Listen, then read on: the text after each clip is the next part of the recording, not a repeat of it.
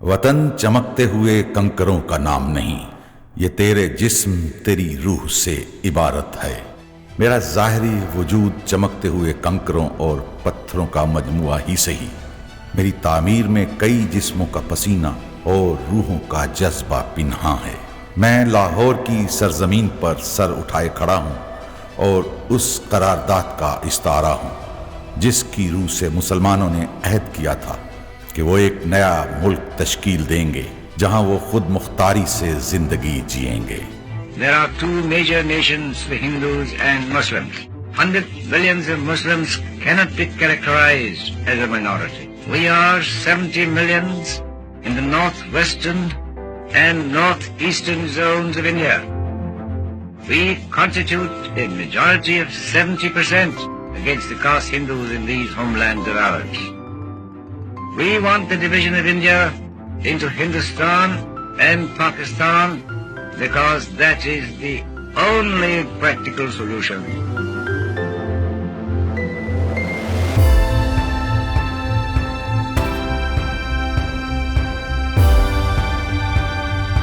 اگر آپ میرے ارد گرد پھیلی ہوئی نوکدار تاروں کو پار کر سکیں تو میرے 10 پہلوؤں میں سے میرے ایک پہلو پر وہ قرارداد پڑھ سکیں گے جس کی یاد میں مجھے تعمیر کیا گیا ہے۔ یہ اردو، انگریزی اور بنگالی میں تحریر ہے۔ بنگالی کو اپنے وجود میں تحریر ہوئے محسوس کرتا ہوں تو کلیجہ منہ کو آتا ہے۔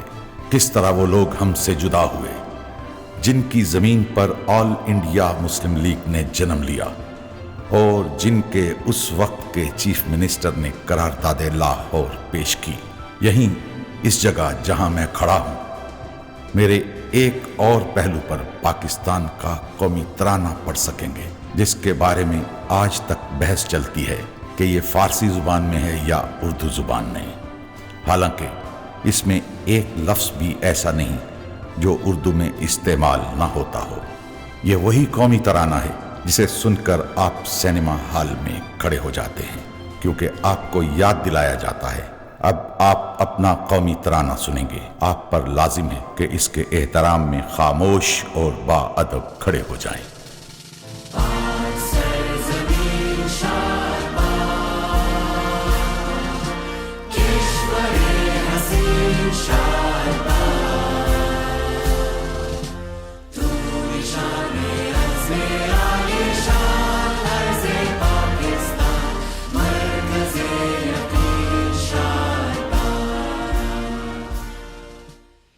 سینما ہال کا خیال مجھے یوں آیا کہ میری تعمیر کے لیے حکومت پاکستان کے خزانے میں پھوٹی کوڑی بھی نہیں تھی، اس لیے تدبیر یہ کی گئی کہ عوام کے سینما ٹکٹوں اور خواص یعنی گھوڑوں کی ریس پر جوا لگانے والوں پر اضافی ٹیکس لگا دیا جائے۔ لیکن ظاہر ہے کہ زیادہ پیسہ انہی کا لگا جو آج بھی اپنی نانے جویں کے لیے خون پسینہ ایک کرتے ہیں اور اب تو اتنا بھی نہیں کما پاتے کہ آئی میکس میں جا کر فلم دیکھ سکیں۔ لیکن میں یہ سب کچھ اور اس کے علاوہ اور بھی بہت کچھ کیسے جانتا ہوں؟ تو سنیے میرا جواب۔ دراصل میرا ڈی این اے 1857 میں تشکیل پانا شروع ہو گیا تھا جب مسلمان سپاہیوں نے انگریزوں کی دی ہوئی گولیاں چلانے سے اس لیے انکار کیا تھا کہ ان کی ساخت میں سور کی چربی کا شبہ تھا، اور پھر یہ حرف انکار مضبوط تر ہوتا چلا گیا، اور پھر ایک دن اس نوجوان صدیق کا خون بھی اس ڈی این اے میں شامل ہو گیا جسے پاکستان کے شہید اول کا اعزاز حاصل ہے۔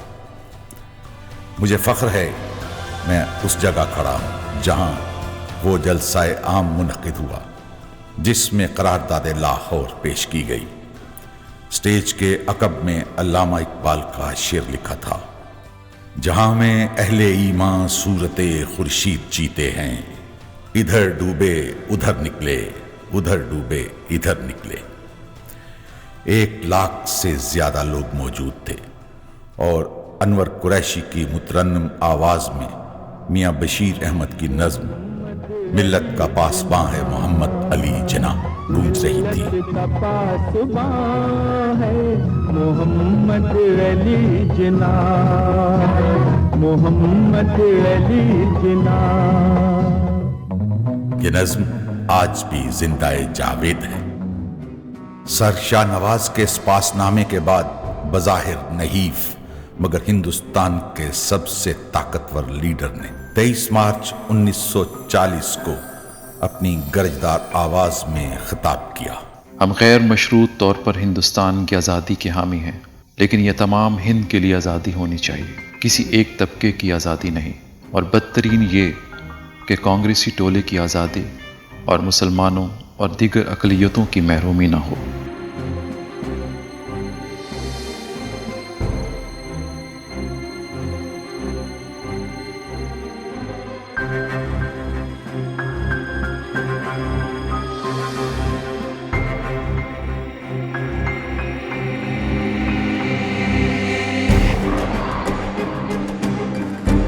مسٹر گاندھی کو یہ کہتے ہوئے فخر ہونا چاہیے کہ میں ہندو ہوں اور کانگریس کو ہندوؤں کی زبردست حمایت حاصل ہے۔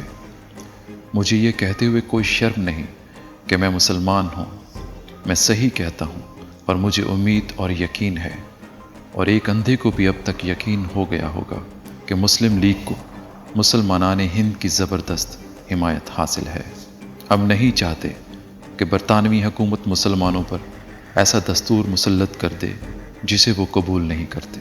غلطی سے سمجھا جا رہا ہے کہ مسلمان اقلیت ہیں۔ مسلمان اقلیت نہیں ہیں، مسلمان کسی بھی تعریف کے لحاظ سے ایک قوم ہے۔ اور پھر وہ قرارداد لاہور پیش کی گئی جس کی نمائندگی میں کرتا ہوں۔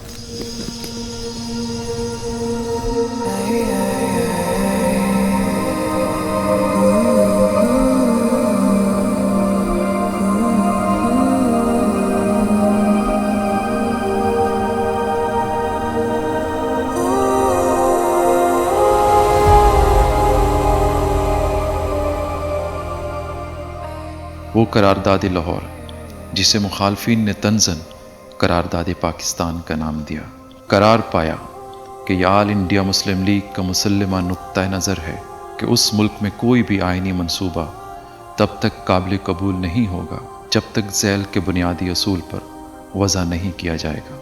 وہ یہ کہ جغرافیائی طور پر ملحق اکائیوں کی علاقائی حد بندی کر کے ان کی آئینی تشکیل اس طرح کی جائے کہ جن علاقوں میں مسلمان عددی طور پر اکثریت میں ہیں، جیسے کہ ہندوستان کے شمال مغربی اور مشرقی حصے، ان کو آزاد ریاستوں میں گروہ بند کر دیا جائے، اور اس طرح تشکیل پانے والی یہ اکائیاں آزاد اور خود مختار ہوں گی۔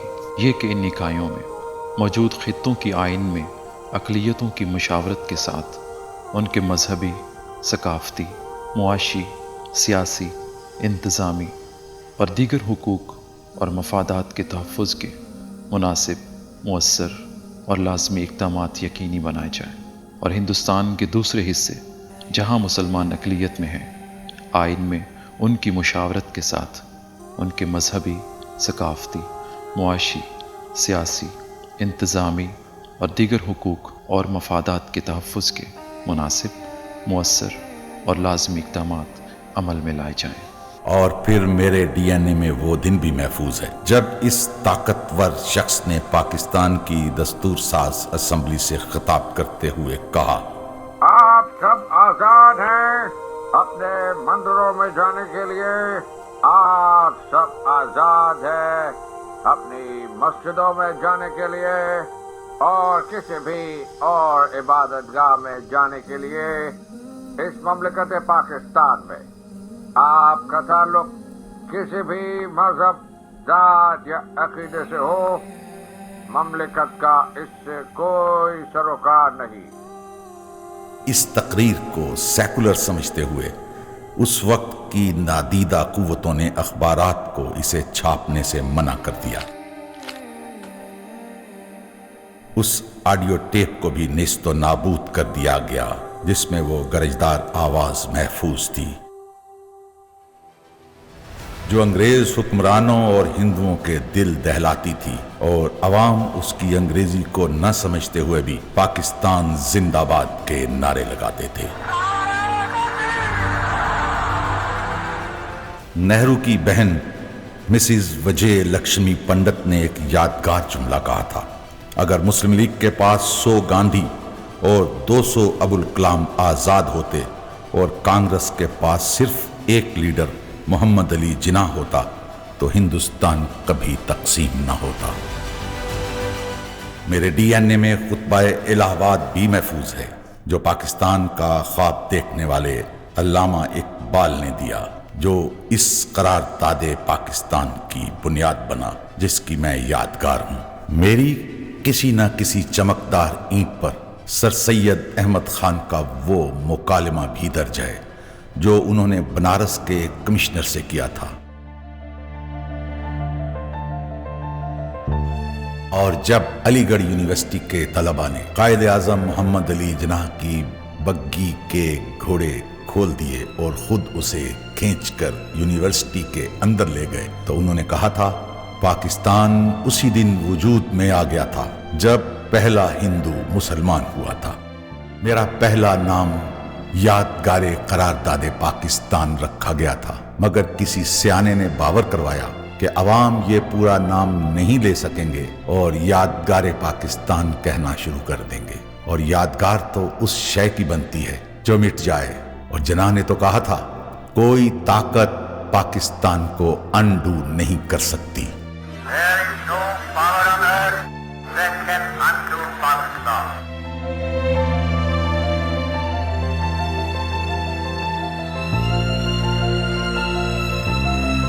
میری بنیاد میں مخالفین کی آوازیں بھی ہیں جنہوں نے تحریک پاکستان کو تیز تر کیا۔ گاندھی نے کہا میں پاکستان کا مطلب نہیں سمجھتا۔ ہندوؤں نے اپنی اکثریت، سرمایہ، تعلیم، عہدے، اختیارات سب پاکستان کی مخالفت میں جھونک دیے۔ اس سارے ہنگامے میں جناح کی آواز گونجی، پاکستان رضائے الہی ہے، اسے کوئی ادھر ادھر نہیں کر سکتا۔ برطانیہ ہندوستان میں حکومت کرنا چاہتا ہے اور گاندھی جی ہندوستان پر حکومت کرنا چاہتے ہیں۔ ہم کہتے ہیں کہ ہم ان دونوں کو اپنے اوپر حکومت نہیں کرنے دیں گے، خواہ وہ دونوں متحد ہو کر یا تنہا کوشش کر لیں۔ دنیا کی تاریخ میں مختلف طرح کے مینار بنائے جاتے ہیں، جیسے سمندر کے بیچ راہ دکھانے والے لائٹ ہاؤس، جیسے مساجد سے آذان دینے کے لیے اسپیکر لگانے کے لیے مینار، جیسے شان و شوکت کے لیے بنائے جانے والے مینار، یا جیسے جشن فتح منانے کے لیے فاتح بادشاہوں کی طرف سے بنائے گئے کھوپڑیوں کے مینار۔ مگر میں دنیا کا پہلا مینار ہوں جو ایک ارادے، ایک عزم اور ایک نئی مملکت کے لیے پیش کی گئی قرارداد کی یاد کے طور پر بنایا گیا۔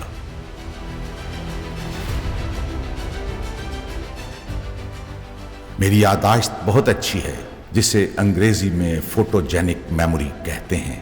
میں اس شخص کو آج بھی کڑی دھوپ اور ٹھٹھرتی سردیوں میں اپنی تعمیر کرتے ہوئے دیکھ سکتا ہوں، جس کا نام میاں عبد الخالق تھا، جس کا تعلق مسلم اسٹوڈنٹس فیڈریشن سے رہا اور جس نے قائد اعظم سے محبت کے سبب ایوب خان کی آمریت کے خلاف محترمہ فاطمہ جناح کی انتخابی مہم میں حصہ لیا۔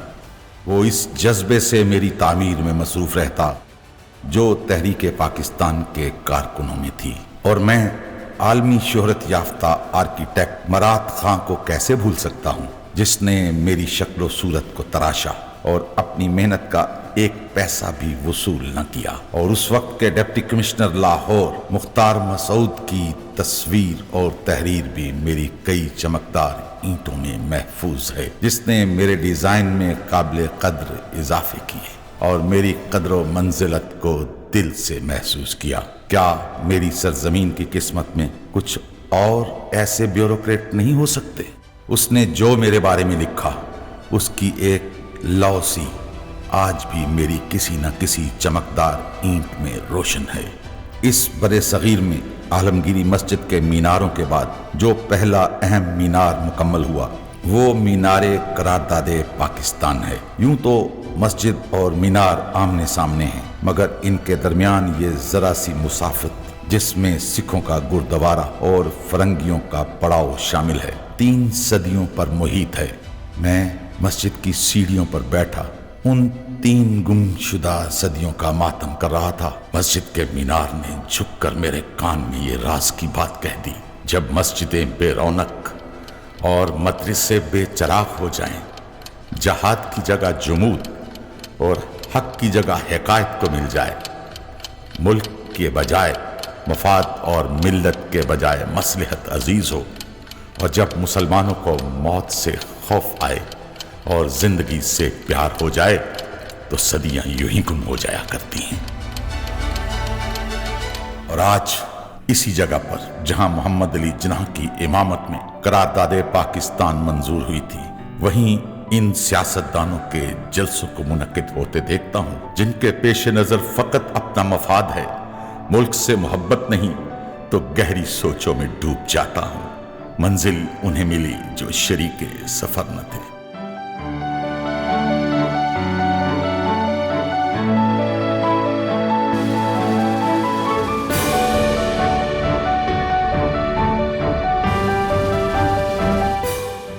मैं नजरियाती दिफा की जरूरत, मैं तहरीके आजादी की अलामत, मैं दीन की सरफराजी का गवाह, मैं अपनी तारीख का निशाने खैर,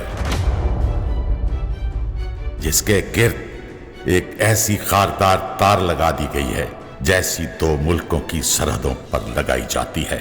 और मैं अक्सर सोचता हूं कि कहीं ऐसा न हो ये खारदार तार मुझे नई नस्ल से जुदा कर दे और मेरे बदन से लिपटने वाला गर्दो गुबार मुझे तारीख के गर्दो गुबार का हिस्सा न बना दे, और गालिब का ये मिसरा सच न हो जाए, देखो मुझे जो दीदाए इबरत निगाह।